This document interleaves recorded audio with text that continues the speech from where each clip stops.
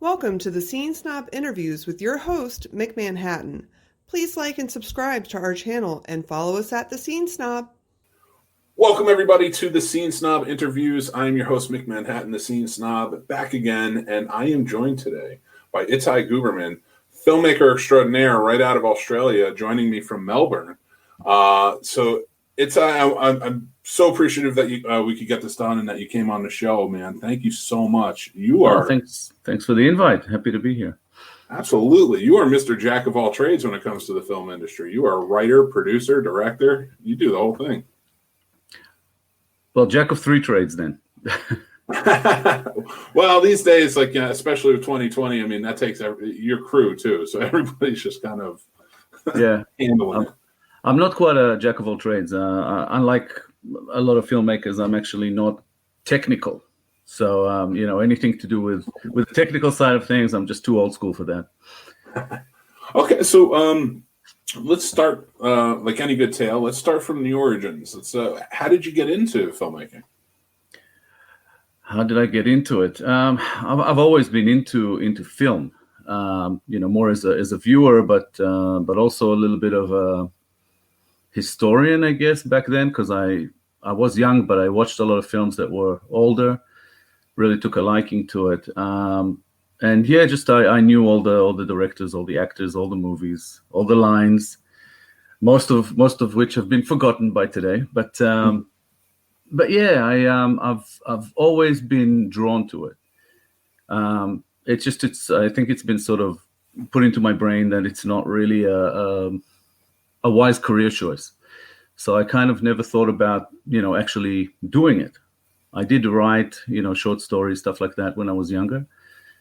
But only when I was about 25, I think, roughly, give or take, a friend and I, actually, sorry, 35, not 25. A friend and I decided to make a short film just as a hobby. And we did that. And even then, we tried to also make a feature film and ran out of money. And it was a bit of a mess. And after that, kind of decided to go back to regular life. Gave filmmaking not even a try. It was just a bit of fun, and then put it aside and went back to work and all that. But in 2009, I moved back to Israel from Australia, and I had a little bit of spare time on my hands and decided to go and study again because I had a business degree before that. And decided to go to film school. So yeah, in 2009, 2010, started film school, and since then I've just been going nonstop. Well, so being a producer, screenwriter, and a director, and having gone to film school, a lot of the filmmakers I talked to that have gone to film school, for them, they, in film school is kind of when they started gravitating towards their discipline of choice. I know for me, going to film school, everybody goes in wanting to be a director, and then it seems like you kind of find what you really like. For me, it was producing and production management. I just love doing that work. What was it for you going into film? Did you stick with? And you are a director, so I assume it had to still be the passion there. But is there another job that you really enjoyed? I think I kind of discovered that more than anything else, I'm a sort of a storyteller, and I get asked that question a lot of why I went into filmmaking, and I always say I don't think I had a choice. I had all these stories in my head that just want to come out. So, it's either I sit down, write them, and then make them, or I'll just go nuts. So I chose to sort of go with that, go along with it, and just kind of write and then direct. And writer director is really what I do. The producer side is more by necessity. I don't like producing. I do it because I have to. Yeah. If much like many, I think, indie filmmakers, if I had a choice, I wouldn't produce. I would just write and direct. But I was never drawn to anything else like acting or anything like that. I did a lot of other technical as far as on production stuff. I've done I've been a boom operator and a sound recordist and all kinds of things, any kind of production assistant type stuff, just helping other people on their productions, more to get a bit of a handle on things, and also to know what it's like to be on that side, when communicating with directors and producers from their end. So it just gave me a bit more of an insight of how to talk to people who are on my custom crew. And got a lot of experience that way, mostly at university, and a little bit afterwards as well. Well, for with directing and you write pretty much all the projects you've directed, correct? So you're so far, yeah. I either wrote or co-wrote, yeah. Now, Revelation is the project that you're working with now, and unfortunately, I saw that it was pushed back due to, of course, COVID and a few times, yeah. The 2020 apocalypse, as we are currently going through. But Revelation is a post-apocalyptic horror movie, correct? It is, yeah. And is this your first feature that you're getting set to direct? Well, it was the first feature that I started, but partly because of COVID and partly because it was a decision even pre-COVID, but we were going to do this after Revelation. We made a feature film version of a web series that I made a few years back.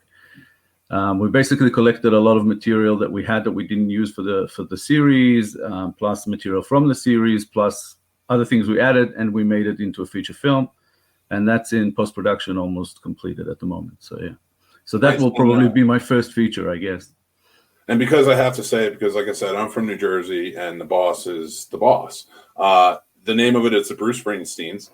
Mm-hmm. And for anyone who's listening, it's and when you're looking for it, and you should look for it, it's the Bruised Springs Teen, the movie. So and the web series, of course. So where did before we go back to Revelation, I want to get kind of your, where did you get to come up with the idea for this? The title actually has nothing to do with the show. It's it's a wacky, spoof comedy kind of thing. Basically, there is a sort of an overlying story to the whole series and now film, but it's very, very wacky, and a lot of the scenes are just spoofing mainly mainstream cinema, a little bit of television. Nice, so, yeah. I like that. But I actually started more in comedy than anything else, writing comedy. Oh, cool. And sort of moved into other things, mainly like thrillers, and then slowly into horror, which is kind of where I am at the moment. But I sort of go in and out of things. I like variety, so I like to change things up every now and again. Well, that's awesome to hear. For writing comedy and directing comedy, of course, with comedy, it's all about timing. But when you're transitioning into different genres, how does that, what's a process like that for you when you, as a writer and a director? What's the timing difference between both? Because with comedy, I got to imagine it's vastly different than most. Well, comedy is a little bit more precise. If in the writing, it's not so much an issue, but it's more in the directing of it. Yes, but it's there's a lot of similarities with horror and comedy. You got to kind of hit your mark at different spots. You got to have a certain amount of laughs to have the right rhythm to it, and it's a bit similar with either scares or tension. My horror or thrillers, that I've done in the past, don't really rely on scares or jump scares or anything like that. I'm not a big fan, I have to say, because I'm not a fan of gimmicks. I'm a writer, so story first, and I like the story to hold the film on its own kind of thing. Nice. But definitely, I'm big on a sense of dread and tension, and. I think I have a bit of an attraction to things that are darker, even in my comedy. So yeah, it's interesting. I enjoy writing all kinds. I don't actually, think about things in terms of genres. It's just a story that comes to mind. I sort of then think about it. Would it be better in this genre or this genre? And that's sort of how I decide, which way to go with it. Yeah, it's a lot of fun. Nice. So, but even like transitioning going on to your first, it's not your first feature as we discussed, but like gearing up for Revelations. It's post-apocalyptic. I gotta imagine that's going to be a dark tale. It is. Especially being horror. Like, where does your mindset go? Like, especially now that you kind of had to transition due to COVID from a dark place to go back and kind of edit Bruce Springsteen's the movie, and that's more of a comedic tale. So, like, how do you adjust to that? I actually find it very natural. Again, I just sort of deal with what's in front of me at the time. I don't really, because most of Revelation has already been written and finalized. Revelation is divided into segments. It's not an anthology as such, but it's 4 different stories that tie in with. There's something connecting all 4 stories. The first one is Ivy. That one was actually released as a short film to festivals. Oh, nice. Because we wanted to kind of test the water, see how people respond to the material, and it did really well. It has close to 40 official selections and about 10 awards, and it's all, I submitted it to maybe 60 festivals.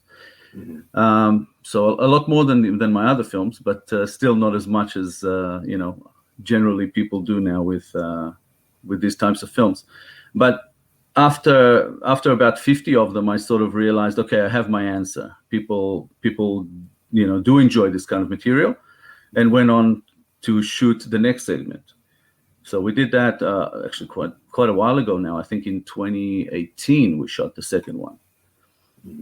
And then we were about to continue production to go into the third segment, and then my father passed away, and we were in Israel at the time. So I flew back to Australia and actually ended up staying here for 7 months, spending time with family. And then I flew back to get everything started again, because I pretty much had to get funding organized again and all of that sort of stuff. And we had it all ready to be shot this year, and then COVID came through. So it's like, yeah, okay, we'll wait and see now. So at the moment, I'm replanning it now. It's sort of more like a pre-production of the second half of the shoot. So, I've been lucky enough to meet you through My Indie Productions, which is your group on Facebook, and it's also your production company. So, you've built quite the community with it, which is cool. I've been very fortunate to be a part of it and meet some really cool people in there. What is that project that you're kind of putting forth? It seems like you're trying to connect with so many. Like, where did that come about? It basically came from my own personal experience when I started looking into indie filmmaking more seriously. We shot a film called Third Temple, and as we were releasing that, I started realizing how hard it is to get views, to get reach and buzz and everything basically on social media. So I started experimenting with things, and fairly quickly, but over time I sort of realized what you need to do, how much work there is involved with this kind of thing, and how much of an issue it is for filmmakers in general. So my partner at the time with the production company, Asaf Angel, and I, we built the website as a website for the production company. But the idea then I came up with the idea to use it and create an independent artist community and basically help other artists with their promotion. So we're promoting other artists, creating buzz for the projects, getting them out there, getting the name out there as far as them and their work, separately and together. And we've been doing it ever since. It was just one of those things that I just thought I have that sort of skill, I guess. So I wanted to use it to help other people out. I just figured that if I have a small audience and another artist has a small audience, and all the artists that would be on this in this community have an audience, we will sort of pull all these audiences together, and then everybody would flourish. That has been successful to an extent.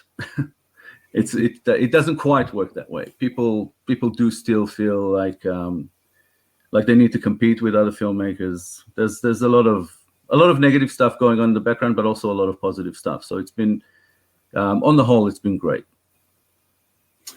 So, and it is nice. And I've always pushed for, especially like filmmaking or like, I do with the podcasting and the videos, like collaboration is key.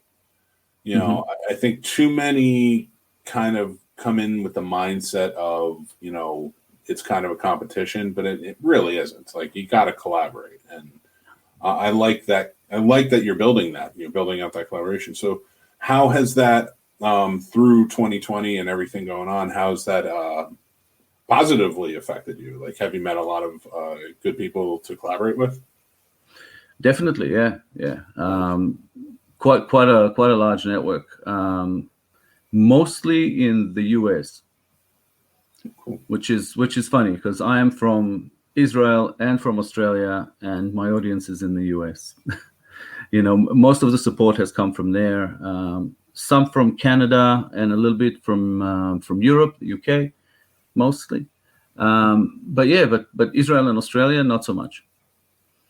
So let me ask you this, because you're crowdfunding on the website, on the My Indie Productions website. I want to put that out there so people who are listening or watching, can go check it out. All of the websites and links are going to be in the description, so you can click on any of them. Anybody listening, but so you're doing a private fundraiser on the website, and it's interesting to see because I haven't seen that in a while because of all of these different, GoFundMe's and Kickstarters and stuff like that. How's that working for you? That seems like a really cool idea. In theory, it's a good idea. I think people have a problem with it. I think people like to see that, logo of, say, Indiegogo or Kickstarter or something like that. They like to know it's I don't know, an organized campaign in a different way, I guess. Yeah. My way of thinking was actually to give people more for less. So basically, they don't have to pay, $25 to get a view of something, some kind of a link to view a film, or pay, $15 for just a thank you, on social media or something like that.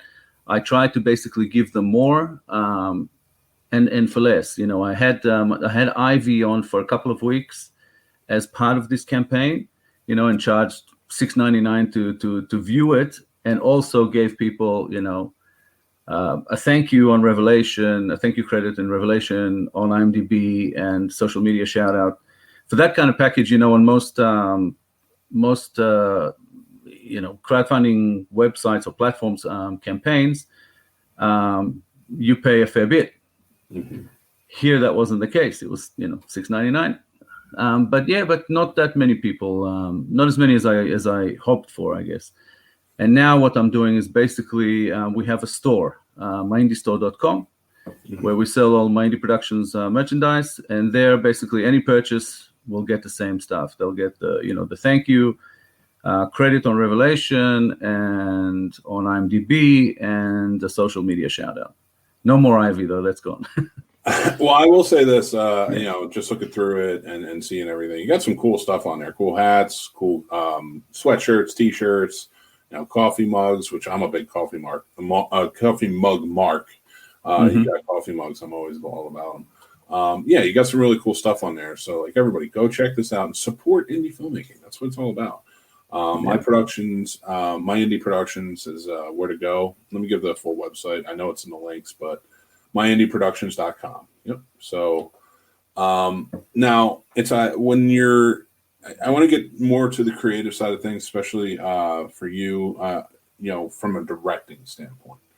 We talked a lot about the writing and the storytelling there, but when you are directing, how important are like storyboards to you? Do you draw everything out yourself? Do you work with somebody to do them?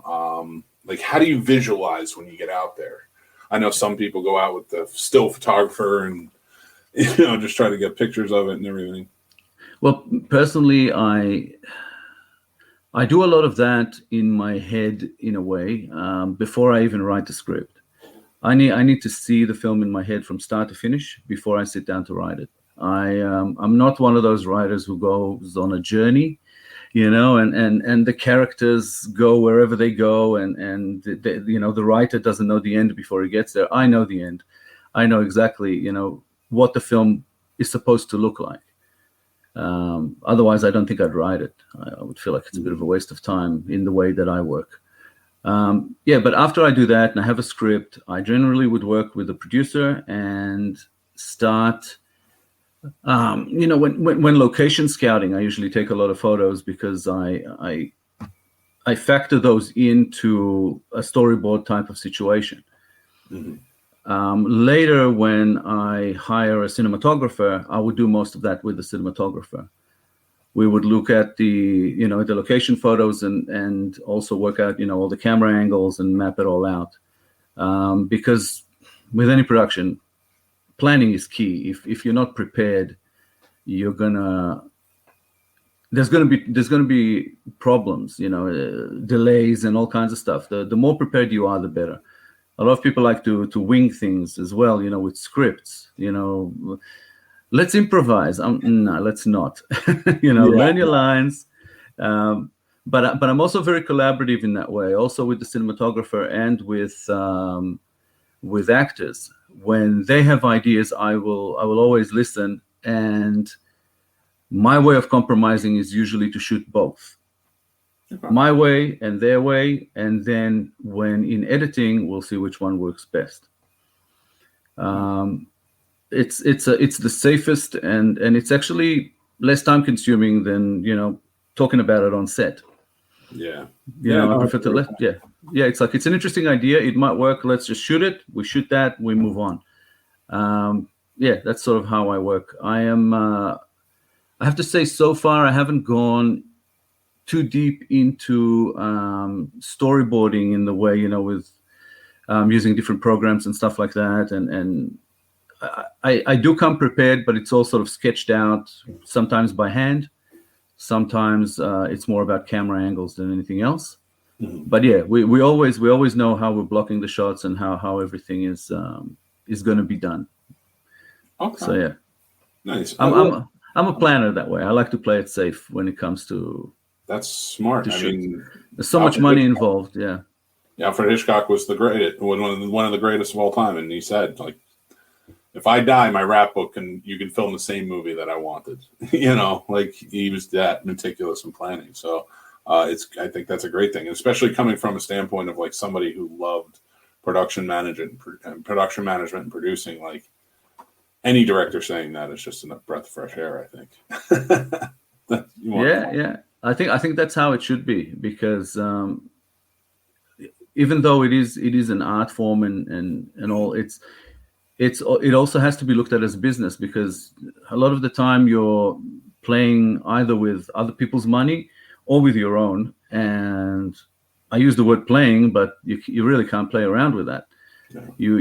It's the more the less prepared you are, the more it's going to cost.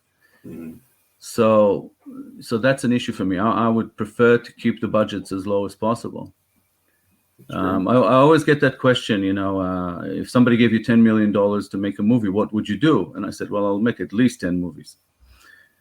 I would never use $10 million to make one film. It's just not my kind of thing. I don't think you need that much.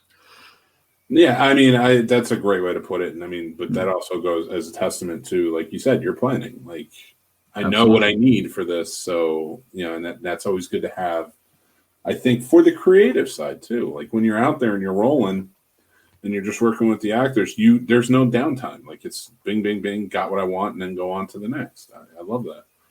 Yeah. Well, you talked about being a film fan growing up, and I kind of want to get into touching down on like your inspirations, like movies that you love, but also filmmakers that drew this out of you, like wanting to be a part of the filmmaking industry. The funny thing is, when I was that young, that I started watching movies. At that stage, I don't think I knew who directed a lot of the films. I found that out a little bit later. But a lot of directors that are, who I consider to be sort of some of my favorite directors, I don't like all their films. I think directors are very hit and miss, especially once they sort of go Hollywood. I think a lot of the times they lose something. So it's almost like the earlier stuff is always better for some reason. If they go to Hollywood, the bigger the budgets, sort of the less interesting the films are, I think. But my favorite director of all time is actually a Polish director. Most people don't actually know. Krzysztof Kieślowski. He's the one who directed the Three Colors trilogy. Oh, okay, nice. The white, blue, and red. Mm-hmm. Blue, white, and red, actually, by order, I think. And he also directed The Double Life of Veronique. He was, to me, he was just the best I've ever seen. That's fantastic. But I like a lot of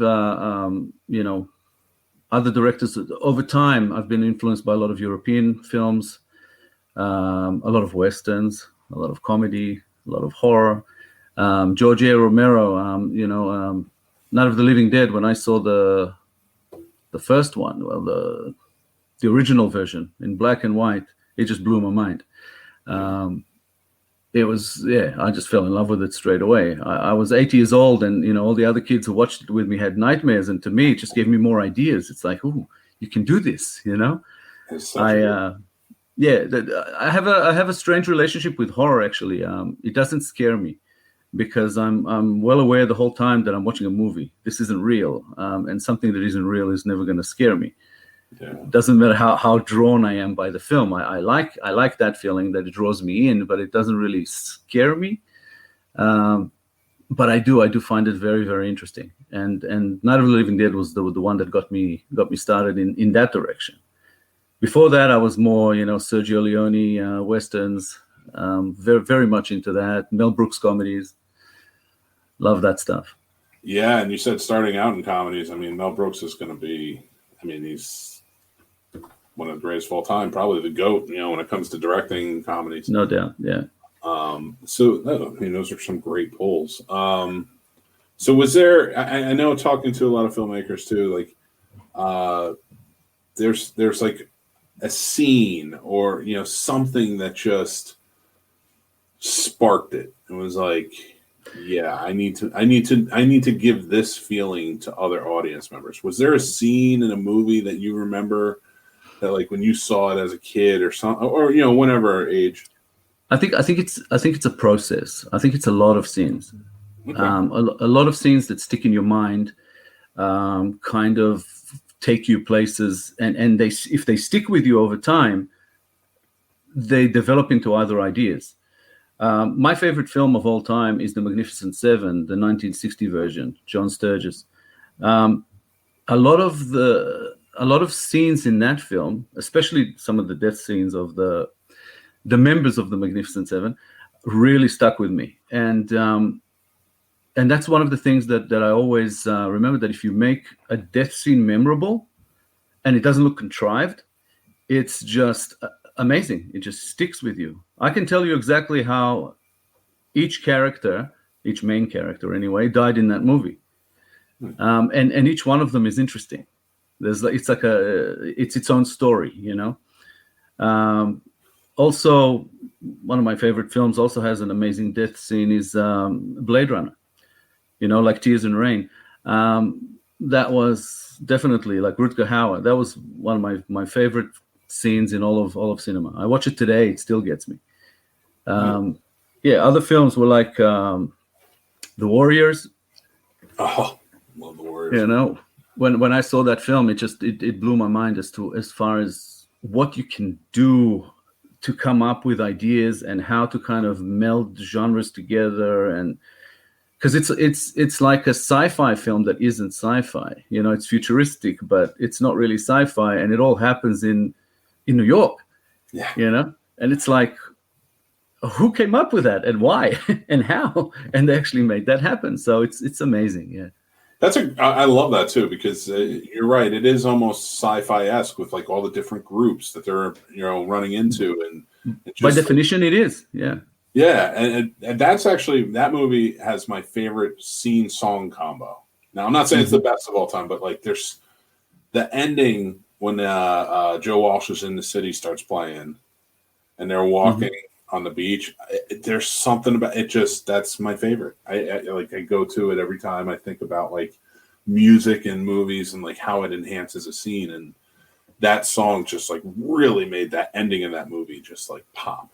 Yeah, and it also all those films that end up becoming either cult films or anywhere in the conversation of best films of all time, they have to have memorable scenes. And as soon as you tell people who have seen the movie, even if they didn't think of it, they have to recognize it straight away. You know, when as soon as you go, the Warriors come out and play thing with the bottles. You know, anyone who's seen the movie remembers that scene. The one with, can you dig it? It's like amazing film. You know, the close up of the broadcast along the film, on the microphone, a woman's voice, you don't even see her face, and it's just such impact. That's filmmaking to me. It's I always say a film is actually sort of made in editing, because in post-production. Because after you collect everything, you might still end up with a different movie. And when I watch films, it always makes me think: was this the original plan? Did they actually plan to do it this way, or did this happen in post? And it's amazing. But those films, I can't get enough of them. I watch them regularly, probably at least once a year. So, with a lot of the movies that you mentioned, saying that how much you love Westerns and something, I mean, Magnificent Seven being your favorite, watching Sergio Leone movies.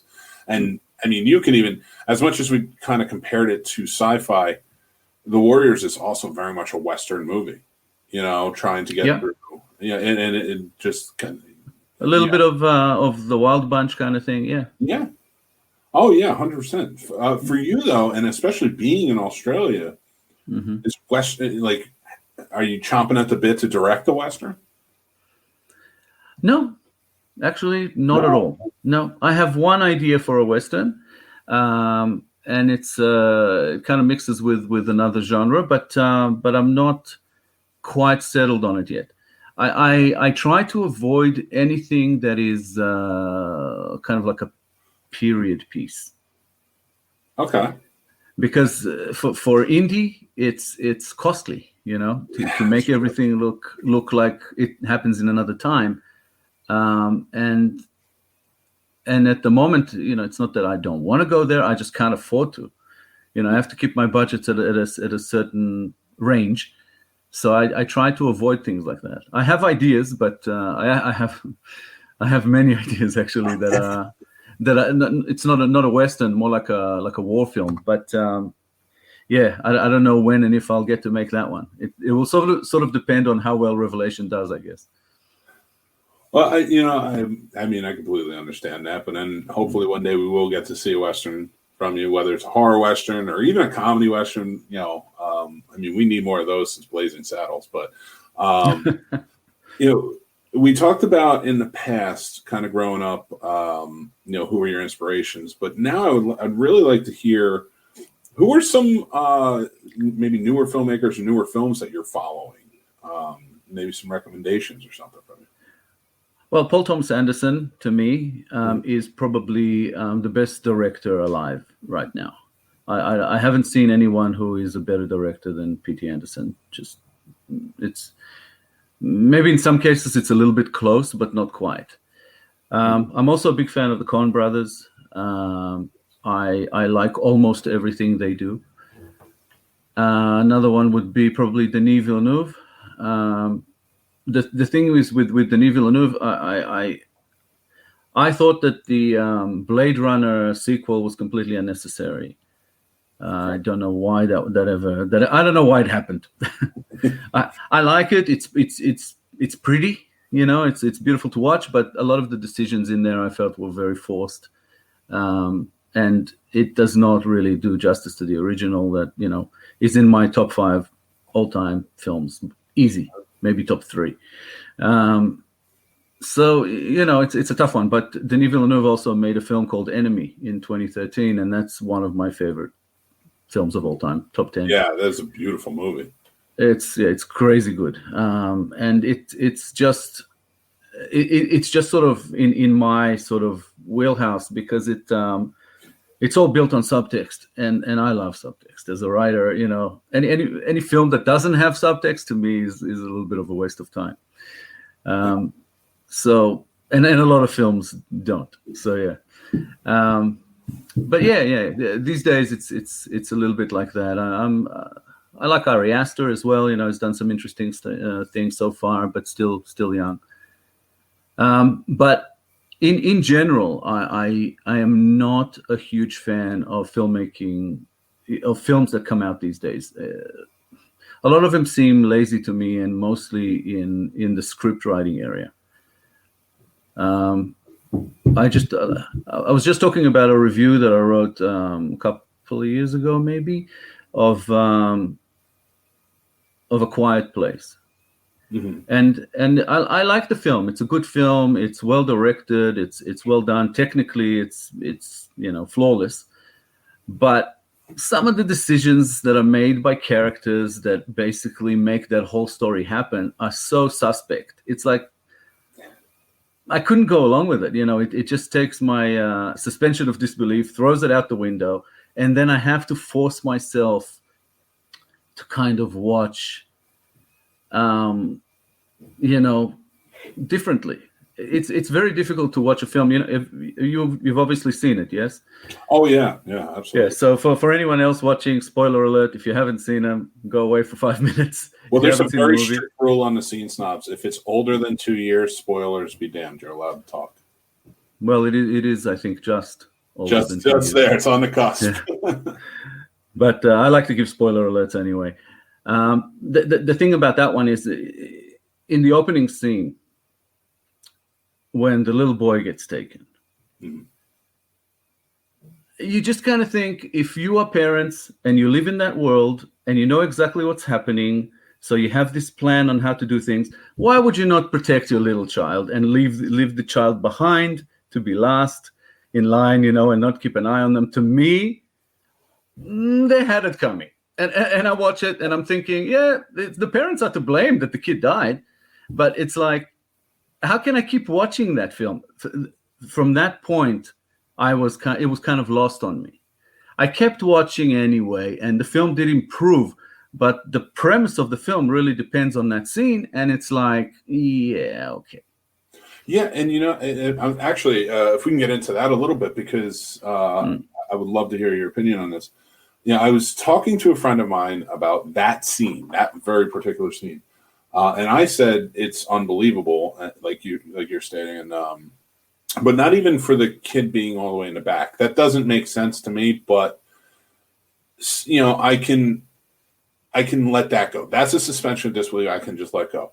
All right, maybe it's in the back, but I grew up like pretty poor in the ghetto. And I've had this conversation with friends and my wife and stuff who've grown up in like suburbs, stuff like that. Like, if you grow up a certain way, it's almost like surviving is a little bit stronger of an instinct, especially in kids. Like, I would pass by driving down the street with my wife, and like there's a mother walking down a very busy street with like, maybe 4 or 5 kids or something, and they're just kind of wandering. And she's like, well, I don't understand why they're wandering. I'm like, because they have to.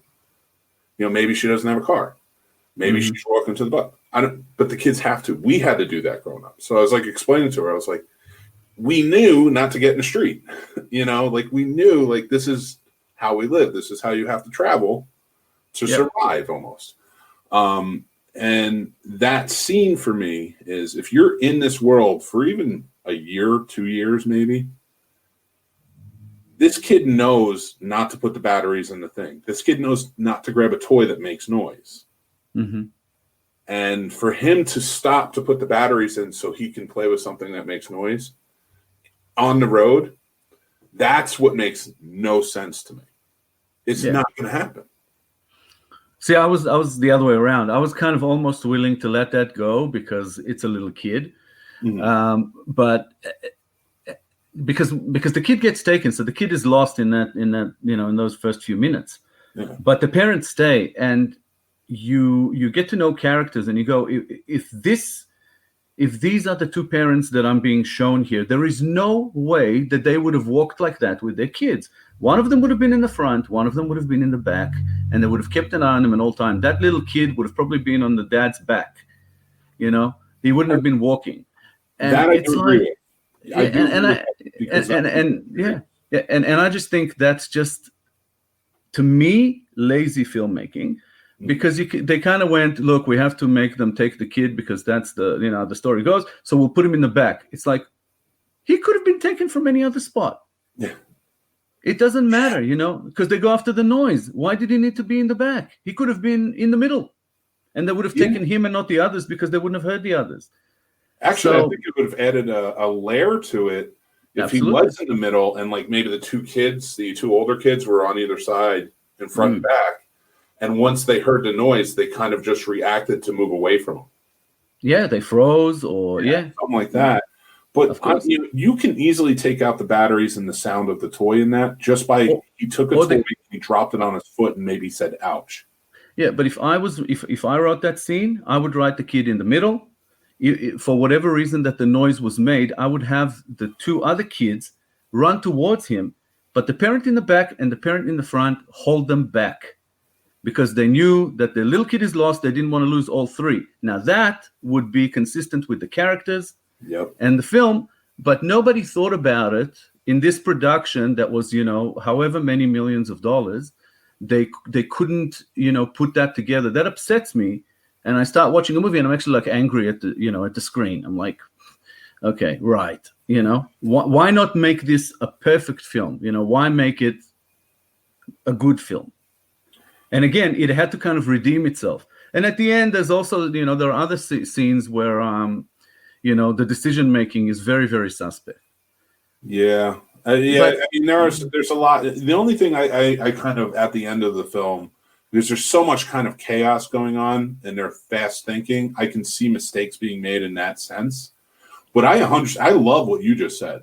I love the fact that like he's in the middle, and they have to hold back the other children, so that I think that would have added such a layer to it. That absolutely, it's a lot. The scene is a lot more dramatic.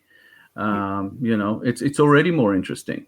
And I mean, even being a father like myself, like I couldn't even fathom doing that. But in that element, But that's the thing. I watched it, and I think, if I would have read that script and been part of that production, I would have said, why are we doing this? Why can't we do this instead? It makes a lot more sense. Mm-hmm. And I always think, if I saw this, there must have been someone there who at least should have seen that. And for whatever reason, there wasn't. And that makes me suspicious and a little bit upset. It's like, so many millions of dollars. You can't get the right, people giving counsel to whoever was working there, Yeah, that's but I think that is, it seems to me like you're the type of guy who does take counsel. Like if you're working with people. Absolutely. And I think that's important. Again, that's that collaborative spirit. And I think a lot of filmmakers, like we've talked about earlier in the interview, there's some people who are just, they make the wrong decisions. They make, on their movies and stuff like that, because they don't consult with anyone. That's usually the case. Look, the urge not to consult is a big one, because it's your ego, and your ego is telling you, hey, you wrote a masterpiece. This is the best thing since sliced bread. Let's take this to production. And because indies, much like me, fund most of their productions, you kind of want to just push ahead with it. And if anybody tells you that there's something wrong with it, you don't want to listen. And that's what happens with, I'd say, 95% of the films that come out in indie.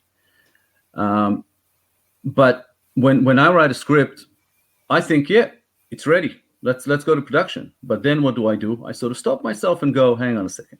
You have to get other people to read this. And I also do it after the first edit. I show it to people before it goes out because I want to hear what other people have to say about it.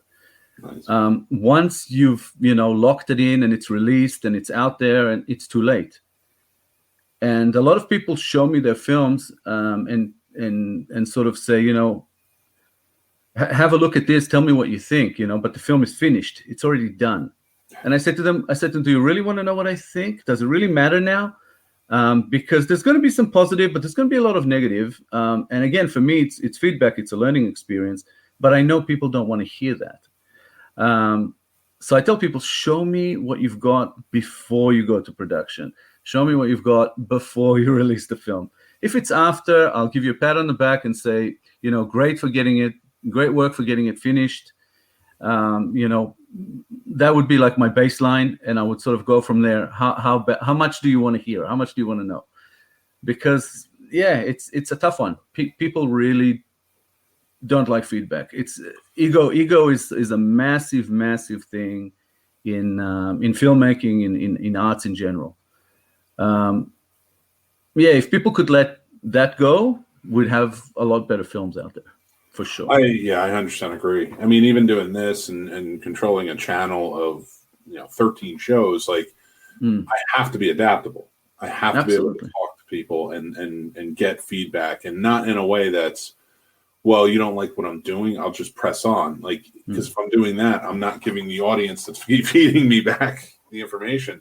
I'm not giving them what they want. And now I don't, and I'm sure you agree, but you can't bend over backwards for everybody to please everybody, but you have to make the best thing you can to put out there. And I like that. I like that collaborative spirit that you're boasting. And well, some people do the opposite, and that's not good either. They get advice from people and they just try to use all of it, and that doesn't work either. You have to also make your own decisions, but you have to know why you're making them. And I think a lot of people don't.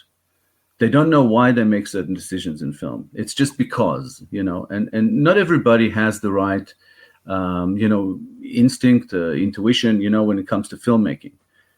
Some do, some don't. I don't even claim that I do. That's why I consult with other people.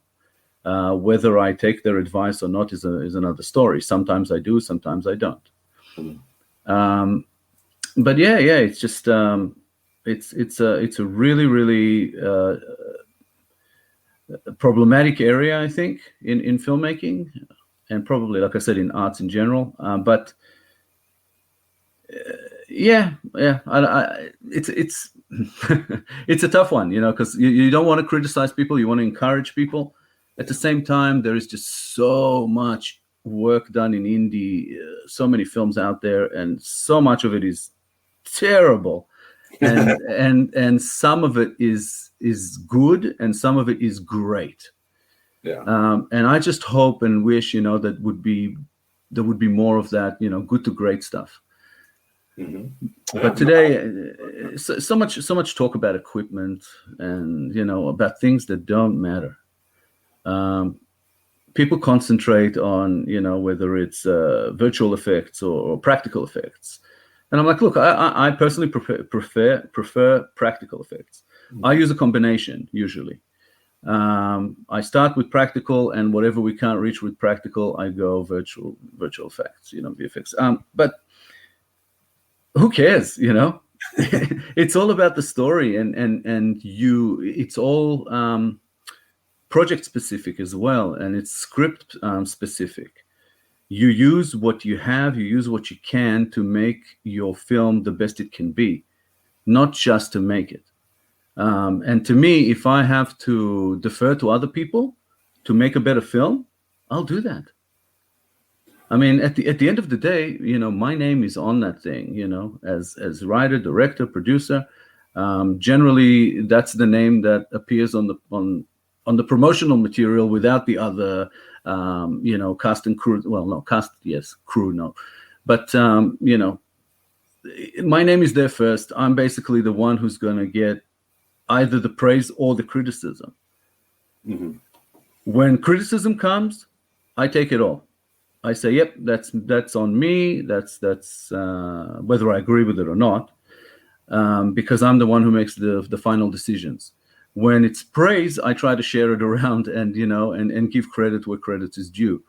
But yeah, it's just ego is such a massive thing in this industry, and I think that social media has given sort of more of a letting ego play even more of a role now. I agree. Yeah. And it's sad, but you just got to kind of keep going and try to find more of the good, I think. I love your love of story and putting it forward, and I think that is a great. I think not just great. I think it's the most important thing. Your story should always be number one throughout. You should always want to tell a compelling and good story. So I applaud that. From you, and I can't wait to see what you do with Revelations. I can't wait to see it. I'm sorry? I can't wait to see it. That's true. Yes, please, let's get out of this this hell of 2020 and get into it and get back to filmmaking rightfully. I want to say thank you for coming on the show. Appreciate you being on here. But before we go, I was trying to end things with a fun little question because I love to hear lists, I guess. You said you started out in comedy. I would love to hear maybe your top 3 comedies and maybe your top 3 horror films. Top 3 comedies. That's tough. That's tough. Because when I think comedy, my mind goes to wacky comedies. There are comedies that are a bit lighter, like, I don't know, maybe romantic comedies or just sort of dramedies, I guess.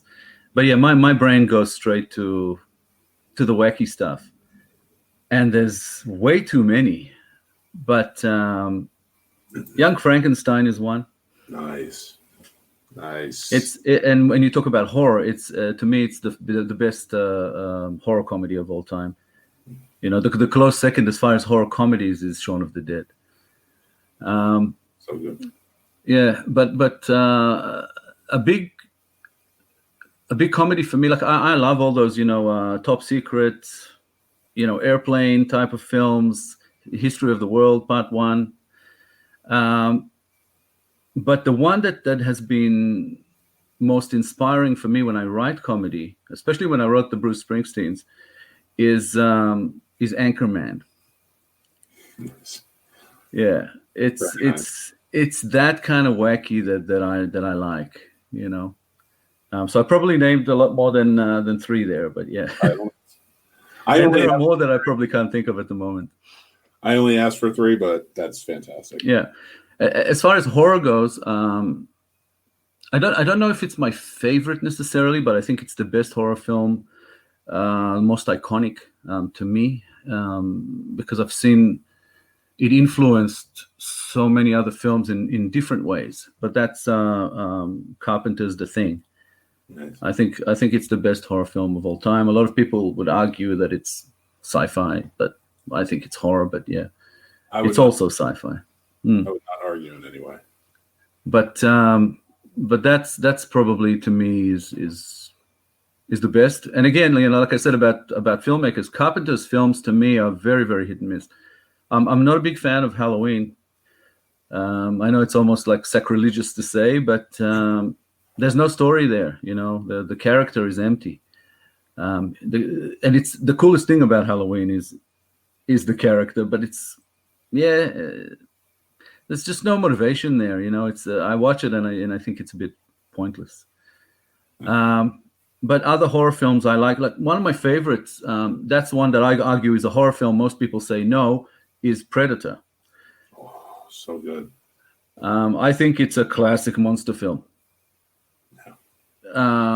and it's just so cool on so many levels. I love that film.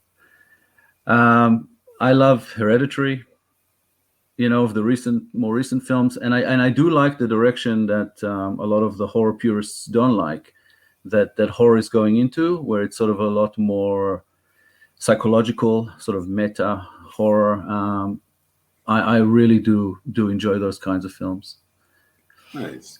I mean, those are all really great choices. And you can see the influence of good story. Like, again, we were talking about like good stories that go with it. I really, fantastic choices and great inspirations, I'm sure.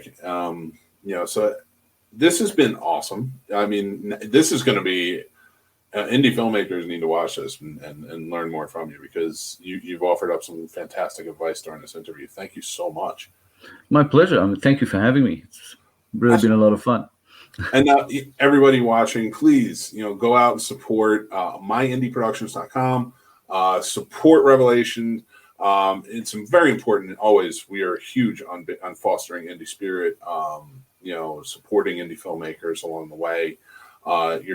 Itai, especially with everything that you're doing and in filmmaking and your just the way you go about it. Like I support you, and you can get some really cool stuff from the website too. The hats, the sweatshirts, everything. They all look really awesome. From the store, yeah. Yeah. All those links again will be in the description. Now, is there where on Twitter and Instagram or Facebook can we all follow you? On Twitter you can find at myindieprod. You can also find me there at Itiger32. Generally we have Instagram, but we haven't been using it as much. Instagram has not been as good for us as far as the way we work. So it's also too many platforms gets a little bit busy at times. It's too much to keep track of all of them, especially since I do most of that. So it's it doesn't leave me a lot of time to write reviews and scripts and stuff like that. So I just had to kind of let that go. I will probably get back to it at some stage. But as far as what we have running right now, with the Bruce Springsteen's film that we are almost finished with, we're kind of working out a distribution strategy for it. We're with Angerman Distribution. I'm actually part of that company, and we're looking at potentially doing a physical release for the Bruce Springsteens, but it will kind of depend on demand. So if people hit us up and say, yep, we want a physical copy of this, then we will probably try to get a pre-order going within the next month or two. All right, fantastic. And when you do, please send us links so then that way we can put them up on the Scene Snobs and people can support there as well. Absolutely. So fantastic. And once you get rolling, please come back and come talk to us about how production's going and everything else. Absolutely. I always make myself available. I love talking film. Most people who know me know that when I start talking film, it's very difficult to shut me up. So, well, we have plenty of shows where we do that, and you're always welcome, of course. So I'll be happy to. Itai Guberman. This has been the Scene Snobs interviews. Thank you, everybody, for listening and watching. You go help out with Revelation and myindieproductions.com, and just support indie filmmaking. It's so important. And I thank you again for joining me all the way from Melbourne. That's my pleasure. It's Monday for you there, so hopefully the rain has gone away. I mean, I'm in Virginia. It comes and goes. It comes and goes here. I'm in Virginia, so hopefully maybe you have our rain tomorrow, and it's gone. Be gone here. We had a little bit today. Yeah. Okay, you took it from us then. But thank you again for being on the show. Thank you again for watching and listening, everybody, and we will talk to you soon. Take care. Thank you.